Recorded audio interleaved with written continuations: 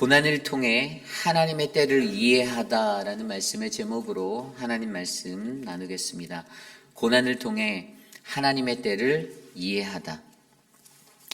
우리가 어제 욥기 23장의 말씀을 통해서 우리는 답답함이 밀려올 때 욥의 그 모습을 통해서 하나님이 계신 곳을 알 수 없다라고 말하는 그 욥의 모습을 살펴보았습니다.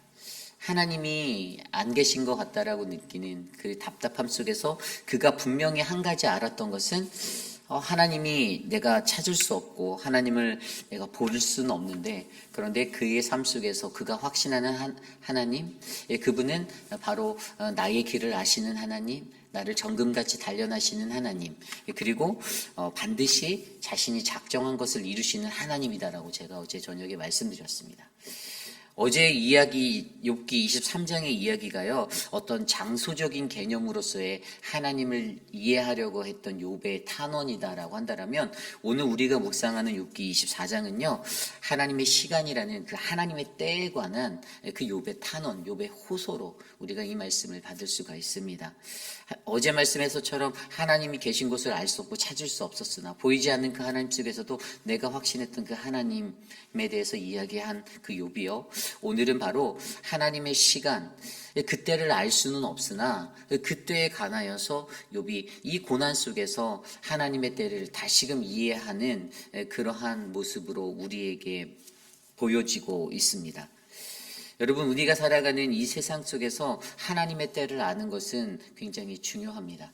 믿는 한 사람 한 사람 그리스도인으로 살아갈 때 그분의 때가 언제인지 비록 우리가 알 수 없으나, 그때가 어느 때인지는 정확하게 우리가 카운트할 수는 없으나, 그러나 하나님의 시간이라는 하나님의 때가 존재함은 믿으시기를 부탁드립니다.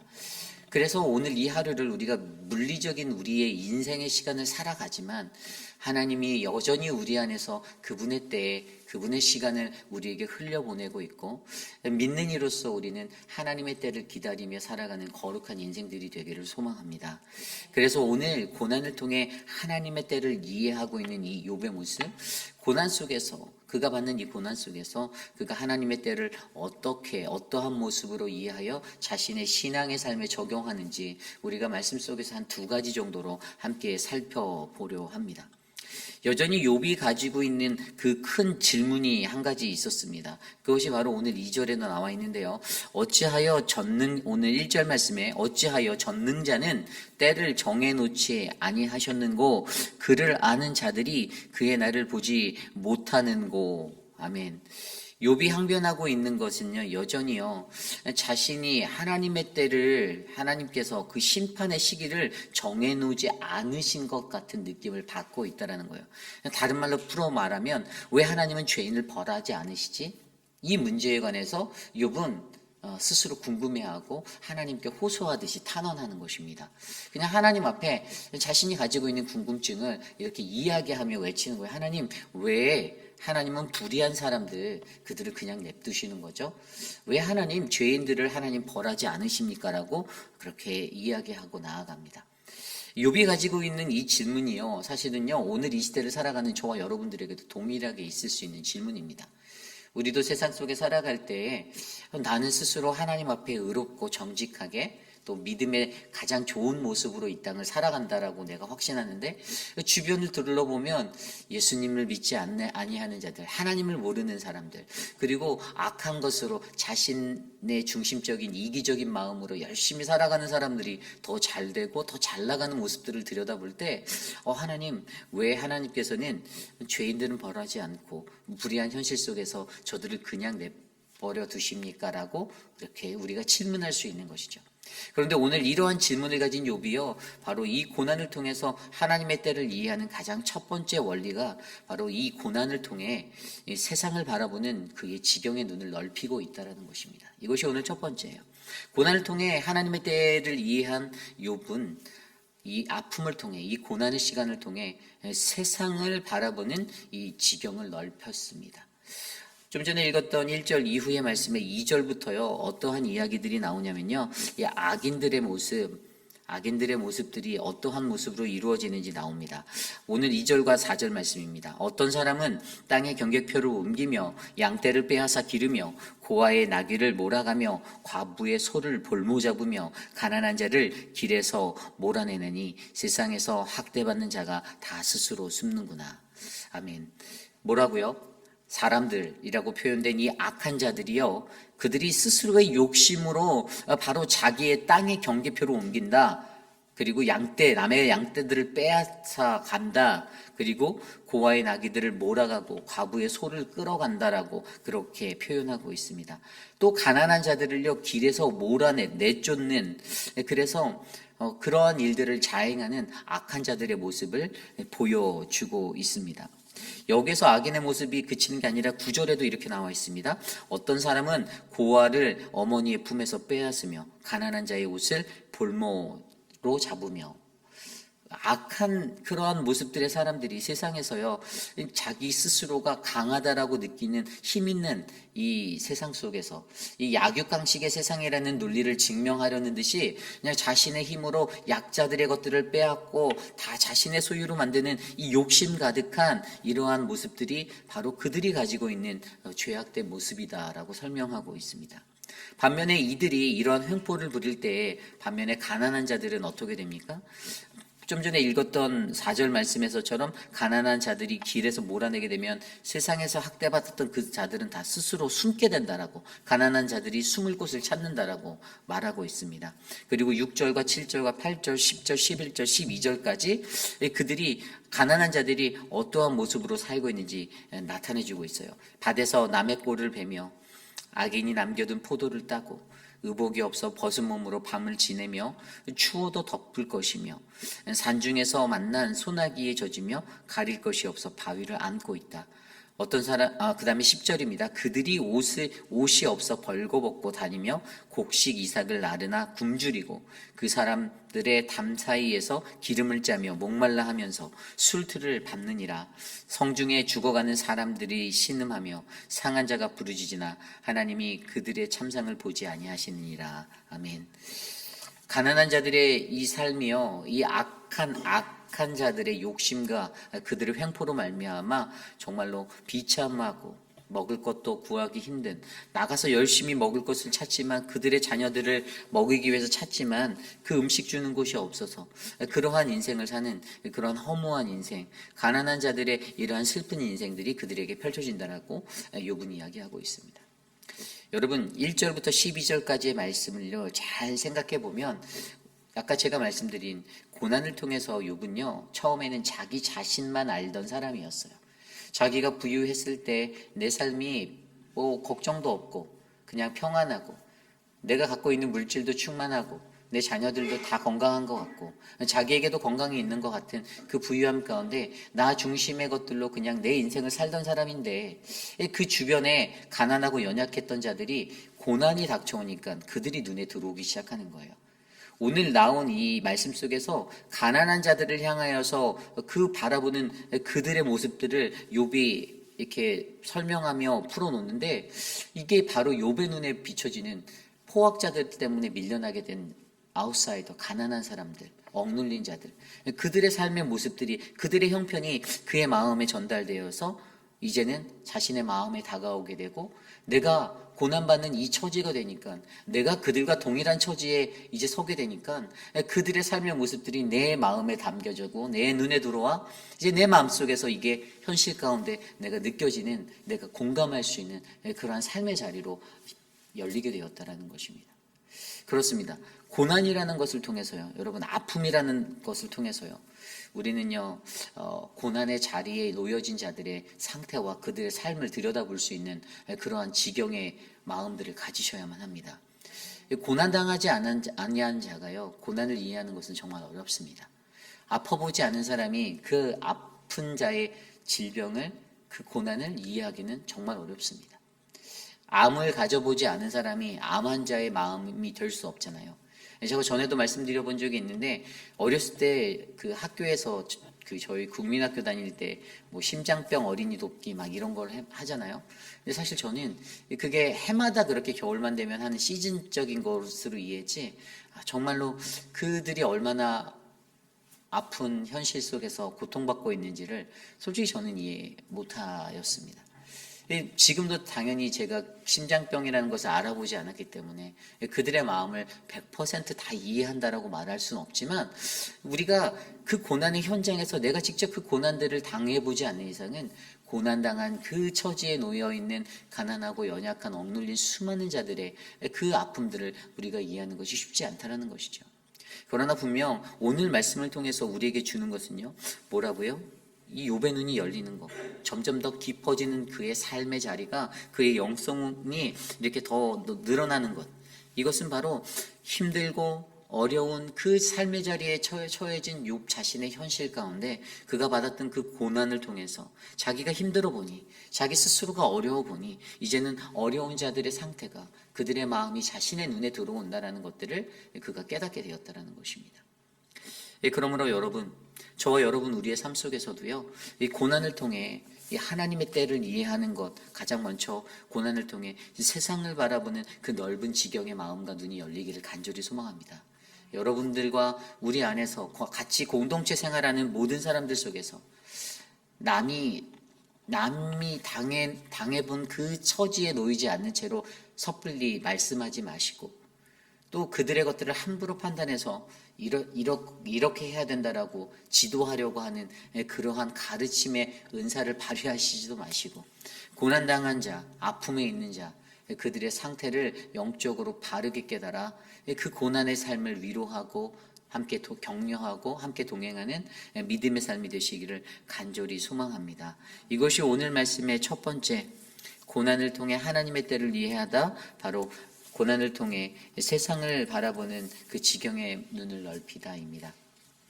오늘 마지막으로 두 번째, 고난을 통해 하나님의 때를 이해하다. 두 번째로 고난 속에 악을 이해하다입니다. 고난 속에 악을 이해하다.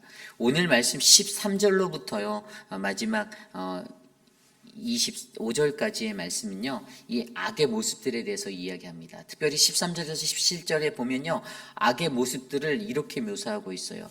또 광명을 배반하는 사람들은 이러하니 그들은 그 도리를 알지 못하며 그 길에 머물지 아니하는 자라. 여기에서 광명을 배반하는 자, 빛을 싫어하는 사람들, 빛을 반역하고 어두움을 사랑하는 자들에 대해서 이야기합니다. 그런데 그들이 가지고 있는 속성이 세 가지를 보여주는데, 그것이 바로 14절, 15절, 16절에 하나씩 나와 있습니다. 첫 번째 속성은 사람을 죽이는 자라는 거예요. 살인자들이라고 그들의 속성을 설명합니다. 그리고 15절에는요, 가늠하는 자라고 설명하고요. 그리고 16절에 밤도둑들이라고 말합니다. 이것은 10계명, 4계명에서 6계명, 7계명, 8계명을 하나씩 설명한 거예요. 살인하지 말아라, 간음하지 말아라, 남의 것을 탐하지 말아라. 이 빛을 반역하고 어두움을 사랑하는, 이 빛을 싫어하는 자들, 그들의 인생이 가지고 있는 이 악의 모습, 속성들에 대해서 설명합니다. 그러면서 결국에 이것을 통해서 17절에 이들을 무엇으로 표현하냐면, 그들은 아침을 죽음의 그늘같이 여기니 죽음의 그늘의 두려움을 알미니라. 아멘. 뭐라고 말하냐면요, 흑암과 공포에 친숙한 자들이라고 그들을 설명하고 있는 거예요. 이 악한 자들은요, 빛을 싫어합니다. 광명이 비치는 걸 싫어해요. 빛이라는 것은 무엇입니까? 우리의 마음에 평온함을 주잖아요. 따스함을 주잖아요. 그런데 어둠은 무엇을 줍니까? 공포를 주죠. 두려움을 주죠. 답답함을 줍니다. 무언가 어찌해야 할 바 모르는 그러한 상황으로 나를 세워놓는 곳이 바로 어둠입니다. 그런데 이 악한 자들은요, 이러한 어둠의 곳들을 좋아한다는 거예요. 오히려 선하고 아름다운 밝은 빛이 비춰오는 이 광명의 자리를 그들은 두려워합니다. 그것이 바로 악이 가지고 있는 속성이다라고 말합니다. 그러면서 욥이 18절과 20절에 악인의 결국에 대해서, 그 악인의 결국은 결국 죽음뿐이다라고 설명합니다. 그들은 물 위에 빨리 흘러가고 그들의 소유는 세상에서 저주를 받나니 그들이 다시는 포도원 길로 다니지 못할 것이라. 가뭄과 더위가 눈녹은 물을 곧 빼앗나니 스올이 범죄자들에게도 그와 같이 하느니라. 모태가 그를 잊어버리고 구더기가 그를 달게 먹을 것이라. 그는 다시 기억되지 않을 것이니 부리가 나무처럼 꺾이리라. 아멘. 뭐라고요? 하나님의 심판이 속히 이루어질 것에 대해서 말하면서 악인의 결국 나무 조각처럼 메마른 땅에서 흡수되는 물처럼 꺾어진 나무처럼 속히 망하고 잊혀져 버려야 한다라고 그의 결국에 대해서 강조하고 있습니다. 그러면서 24절에 가장 중요한 말씀을 설명하는데요. 그들은 잠깐 동안 높아졌다가 천대를 받을 것이며 잘려 모아진 곡식 이삭처럼 되리라. 아멘. 그렇습니다. 악인의 결국은요, 잠깐 오늘 이 땅에서 내가 아주 높아진 것 같이 순식간에 잠깐 그렇게 생각할 수 있으나 결국은 그것은 아무것도 아닌 것이 된다는 것이죠. 결국에는요, 다른 사람들처럼 악한 다른 이들처럼 파멸될 것이고 곡식 이삭처럼 배임을 당해 꺾이게 될 것이다라고 악인의 결말에 대해서 이야기하며 욥이 나아갑니다. 오늘 욥은요, 이 고난을 통해서요, 악에 대해서 이해하고 있습니다. 악한 자들이 하나님이 창조하신 이 세상에서 그들이 강성하는 것 같아 보이는 그러한 삶을 보이는 것 같아도 그들의 종국 결말에는요, 결국에 배임을 당하는 죽음뿐이라는 사실을 그가 온전하게 이해하며 이 고난 속에서 자신을 힘들게 하고 자신을 어렵게 하는 그 마음의 것들에 바로 위로를 받으며 이 악이라는 것이 무엇인지를 바르게 이해하며 노력하고 있다는 것을 오늘 우리에게 보여주고 있습니다. 그렇습니다. 이것이 바로 고난을 통해 하나님의 때를 이해하는 자가 얻게 되는 두 가지 큰 영적인 깊이 있는 영성의 삶입니다. 우리가 고난을 받을 때 우리는 그 고난을 통해서요, 내가 받는 고난을 통해서 앞서 설명드린 대로 이 고난을 통해서 세상을 더 넓게 바라보는, 다른 사람들을 더 넓게 이해할 수 있는 넓은 포용력과 그들에 관한 관용들을 우리는 가질 수가 있습니다. 그리고 악이 어떠한 것이고 악이라는 것이 어떠한 결국에 가는지를 우리가 바르게 이해해서 우리가 살아갈 수 있는 것이죠. 그래서 여러분, 저와 여러분 우리의 삶 속에서도요, 바로 우리에게 찾아오는 이 고난을 통해서 저와 여러분도 이러한 깊이 있는 삶의 영성의 자리에 이르시는 믿음의 백성들이 되시기를 간절히 소망합니다. 그래서 여러분, 고난을 통해서 오늘 욥이 호소하였던 도대체 하나님의 시간, 그 하나님의 시간, 내가 그 하나님의 때를 알 수 없는데 하나님, 이 하나님의 때가 언제입니까? 라고 질문하는, 하나님의 심판이 언제 임합니까? 라는 그 질문에 대해서 우리가 잘 이해해야 하는데요. 여러분, 성경은요, 그 하나님의 때에 대해서 이렇게 이야기합니다. 베드로후서 3장 8절에서 13절 말씀입니다.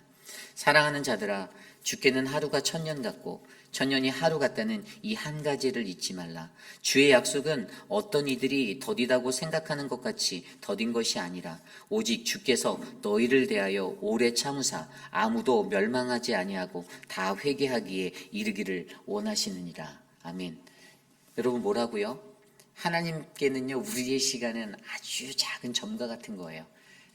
근데 그분이요, 우리들 조급한 우리 인간들이 왜 하나님은 움직이지 않지? 왜 하나님의 때가 이르지 않지라고, 왜 이렇게 더딘 거야? 라고 생각할 수 있지만 하나님은 거기서 우리를 위하여서 오래 참고 인내하고 기다리고 계신다라고 설명하고 있습니다. 그래서 어떻게 해요? 하나님이 그렇게 기다리시는 이유를 좀 전에 읽었던 말씀 보면 멸망할 우리도 아무도 멸망하지 않고 다 회개하기에 이르기를 원하는 그 하나님의 인내. 한 영혼이라도, 엉덩이에 뿌리 난 그 영혼이라도 반드시 하나님께서는 끝까지 기다리시고 다시 자기에게 돌아오는 그 영혼이 되기를 간절히 원하신다라는 그 마음, 우리가 이것들을 이해하셔야 되는 거예요. 그래서 욥이 왜 하나님의 때가 아직 이루어지지 않지라고 고민했던 것이 뭐죠? 하나님의 인내를 올바르게 이해하지 못하였기 때문이죠. 하나님의 오래 참으심, 우리를 향한, 죄인들을 향하여서 기다리심, 이것이 이해되지 않으니까 욥에게는 이 고난받는 와중에서도 도대체 하나님 왜 죄인을 벌하지 않으세요라는 이 질문이 스스로 일어나게 됐다는 것입니다. 그러면서 계속해서 말씀 보면 베드로후서 3장 10절 말씀에 또 뭐라고 나와 있냐면요, 그러나 주의 날이 도둑같이 오리니. 아멘. 그날에는 하늘이 큰 소리로 떠나가고 물질이 뜨거운 불에 풀어지고 땅과 그 중에 있는 모든 일이 드러나리로다. 11절입니다. 이 모든 것이 이렇게 풀어지리니 너희가 어떠한 사람이 되어야 마땅하냐? 거룩한 행실과 경건함으로 하나님의 그날이 임하기를 바라보고 간절히 사모하라. 그날에 하늘이 불에 타서 풀어지고 물질이 뜨거운 불에 녹아지려니와. 13절입니다. 우리는 그의 약속 때로 의가 있는 곳인 새 하늘과 새 땅을 바라보도다. 아멘. 이것이 바로 그날에 관한 하나님의 정하신 그때에 관한 이야기입니다. 하나님이 그때가 찰 때에 도적같이 그날은 임할 것인데 우리는 그저 그날을 위하여서 거룩한 행실과 경건함으로 하나님의 그날이 임하기를 간절히 바라고 사모함으로 이 하루를 살아가면 되는 것입니다. 그러면 그때 우리는 하나님의 우리에게 부어주시는 새 하늘과 새 땅이라는 그 새로운 하나님의 은혜의 때를 우리는 만나게 될 줄 믿습니다. 이것이 바로 하나님의 때에 관한 성경적인 이해예요. 그러므로 오늘 이 시대를 살아가는 저와 여러분 우리 모두도 욥처럼 하나님 앞에 하나님 내가 고통받는 이때 하나님의 때를 내가 알 수 없습니다. 하나님 계신 건가요? 왜 저들이 저렇게 강성하고 악한 자들이 흥왕하고 그들의 삶이 저렇게 번창하는지 하나님 나는 이해할 수 없는데요. 하나님 도대체 하나님 지금 불의한 자들의 현실을 눈감아 주시는 겁니까? 저들을 심판하지 않으시는 거예요? 라고 우리가 질문할 수 있지만 그 속에서 우리는 이 성경적인 가르침의 그때를 온전하게 이해하고 하나님의 때를 바르게 이해하여서 오히려 우리의 마음에 더 깊은 영성, 바로 세상 속에서 세상을 바라보는 그 고난 속에서 세상을 바라보는 넓은 마음을 갖는 우리 모두가 되기를 간절히 소망합니다. 그리고 고난 속에서 악한 것들을 올바르게 분별하고 이해함으로써 세상을 덮고 있는 수많은 악행들, 빛을 반역하고 어둠을 사랑하는 그 모습들을 온전하게 이해하고 그들의 결말은 결국에 하나님의 때에 하나님이 심판하여 주실 것이다라는 믿음의 모습으로 하나님만 바라보며 살아가는 저와 여러분 우리 모두가 되시기를 간절히 축원합니다. 오늘 주신 말씀을 놓고 함께 기도드립니다. 욥이 가졌던 그 욥의 궁금한 것들, 하나님의 시간에 관한 그 때에 관한 그 욥의 호소, 오늘 이 시대를 살아가는 저와 여러분들에게도 고난 중에 하나님의 때에 대해 우리가 알지 못한다라고 느낄 때 우리는 여전히 오늘도 나와 같은 죄인을 위하여 인내하시고 회개하여 주께 돌아오기 위한 하나님의 오래 참으심 가운데 그것을 바라보며 그날이 도적같이 오는 그때를 기다리며 거룩한 행실과 경건함으로 하나님이 임하는 것들을 간절히 사모하고 바라보는 믿음의 삶이 되기를 간절히 기도합니다. 함께 이 시간 그것을 위해 기도하겠습니다.